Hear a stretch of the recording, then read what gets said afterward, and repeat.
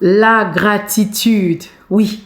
C'est quoi la gratitude? C'est tout simplement dire merci. C'est apprécier l'autre pour ce qu'il est dans ta vie. C'est apprécier l'autre du soutien de ce qu'il a déjà fait ou ce qu'il fait dans ta vie. Il est écrit dans la parole de Dieu que tout ce qui respire loue le nom de l'Éternel. Bien-aimé, les arbres le font quotidiennement. Les oiseaux le font quotidiennement. Toi, le fais-tu? Es-tu une personne reconnaissante? Louer Dieu chaque jour, c'est lui dire merci. C'est reconnaître ses bienfaits, indépendamment de nos situations, indépendamment des circonstances que nous traversons. C'est louer sa personne pour ce qu'il est en tant que personne, en tant que Dieu, et pour ce qu'il fait ou ce qu'il fera encore et encore. Es-tu une personne reconnaissante? Je viens aujourd'hui, bien-aimé, te dire que cela est très important. Jésus considère les personnes reconnaissantes.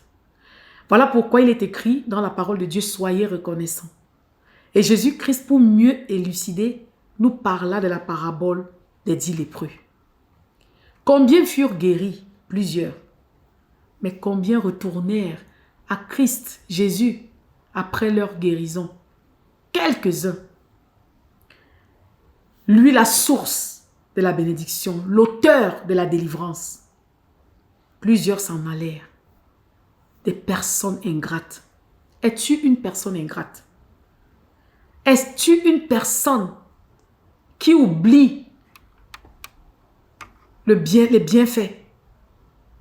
Peu importe la nature de l'aide qui t'a un jour été octroyée. Peut-être ce fut un sourire. Peut-être une aide matérielle, morale, financière, spirituelle. Une parole réconfortante. Es-tu reconnaissant? Es-tu reconnaissant? Ou alors es-tu une personne ingrate? Comment reconnaître que tu es ingrat? C'est clair. Les personnes ingrates n'apprécient pas Dieu. Non, elles n'apprécient pas Dieu. Elles voient toujours Dieu sous un mauvais œil. Non. Elles voient toujours ce qu'elles n'ont jamais reçu de Dieu. Le travail qu'elles veulent, les personnes, le travail qu'elles veulent, le mari ou la femme, le voyage qu'elles n'ont pas encore reçu et consorts. Ce sont des personnes qui sont focalisées sur ce qu'elles n'ont pas. Mais sur les choses qu'elles ont déjà, elles ne considèrent pas. Des choses valeureuses telles que le souffle de vie. Il est écrit qu'un chien vivant vaut mieux qu'un lion mort. Elle ne considère pas ce souffle de vie.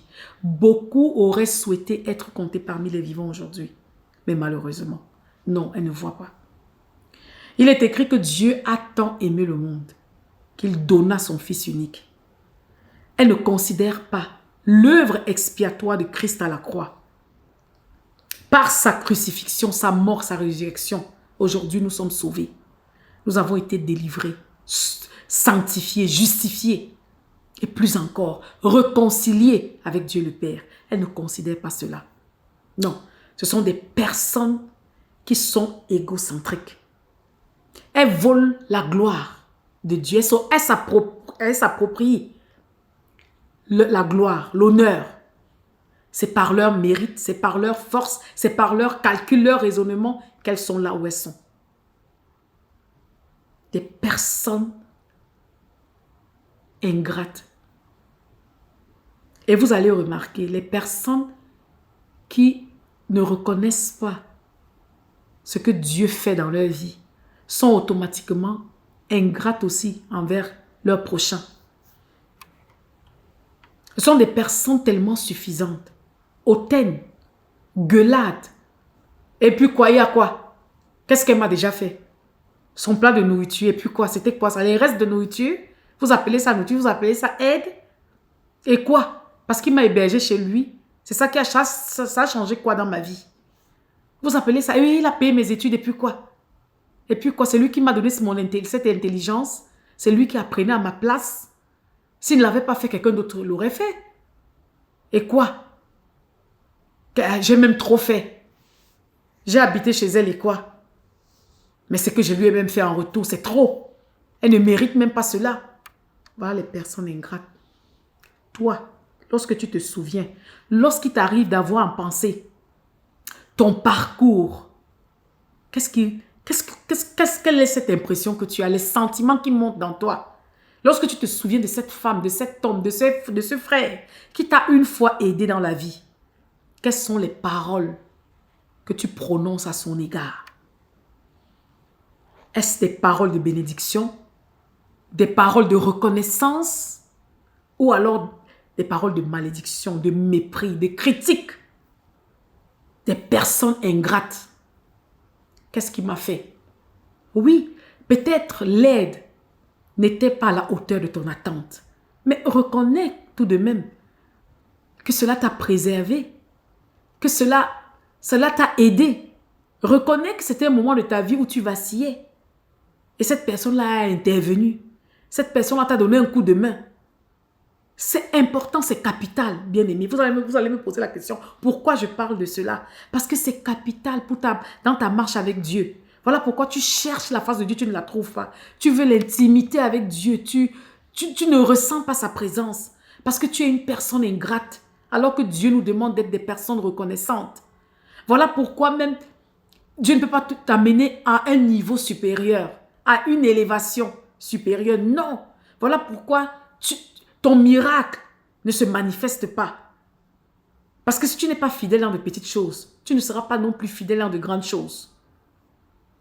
Tu sais très bien combien tu pleures pour avoir cet homme, pour avoir ce mari, pour avoir cette femme. Mais c'est parce que tu es une personne ingrate. Dieu sait que demain tu diras à cet homme, mais c'est quoi? Si tu ne m'avais pas épousé, quelqu'un d'autre l'aurait fait. Qu'est-ce que tu as apporté dans ma vie? Fiche-moi le camp. Alors que tu connais les pleurs, tu connais les jours de jeûne, tu connais la souffrance. Tu es passé par une église, une assemblée, une fois dans ta vie.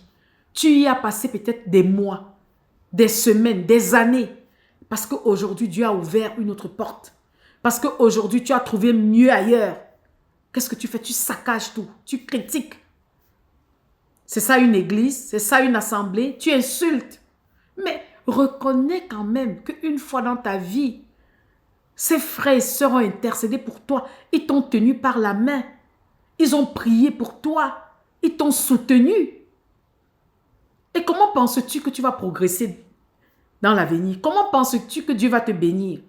Non, nous sommes la plupart du temps, bien-aimés, les auteurs de notre propre échec. Oui, Dieu sait que s'il te bénit aujourd'hui, tu n'apprécieras pas non plus. Parce que tu n'as pas apprécié l'aide d'hier. Tu n'as pas apprécié cette femme-là qui t'a aidé une fois, qui a partagé son pain avec toi. Oui, peut-être elle t'a maltraité. Peut-être cet homme t'a fait souffrir. Mais cela ne t'a pas tué. Non, mais cela a plutôt peut-être bâti ton caractère. Cela t'a plutôt aidé à être la personne que tu es aujourd'hui. Et c'est à toi de décider d'utiliser tes expériences passées à bon escient, à être peut-être une source d'inspiration pour les autres. La vie de Jésus-Christ, notre Seigneur, n'a pas été facile, bien-aimé. La Bible nous dit qu'il a pris l'obéissance à l'école de la souffrance. La vie de Joseph n'a pas été non plus facile. Il fut vendu comme esclave. Mais on ne vit jamais dans la Bible où la revanche, la haine montèrent dans son cœur. Non, au contraire, tout ce qu'il traversa bâtit son caractère. Bien-aimé, es-tu une personne ingrate? Les gens, parfois, les clés de la réussite, les clés du bonheur, les clés de la prospérité. Comment être intime avec Dieu? Des personnes ingrates ne peuvent pas s'approcher de Dieu. Parce que la reconnaissance, la gratitude, c'est une forme d'humilité. Lorsque tu dis merci à un frère, à une sœur, à une tante, à un oncle, tu es en train de reconnaître le bien que cette personne t'a apporté une fois.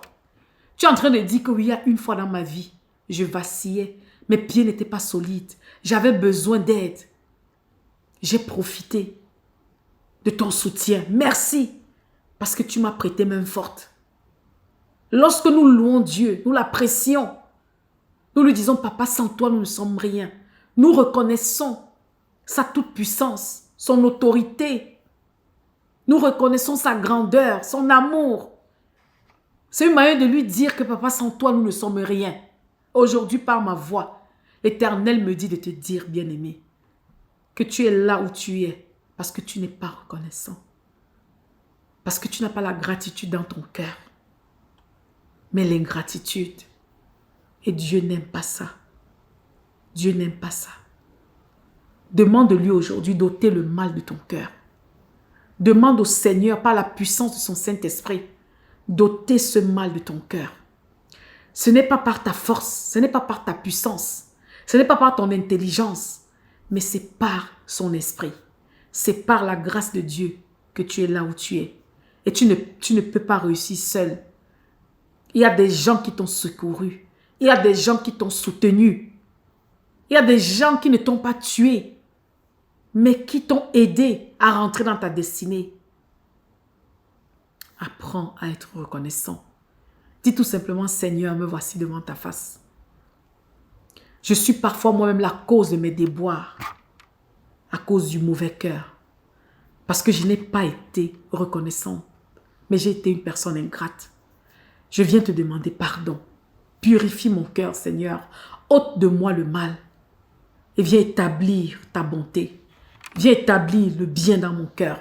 Prends plus de moi. Prends de moi l'ingratitude. Prends de moi, Seigneur, la méchanceté, l'orgueil.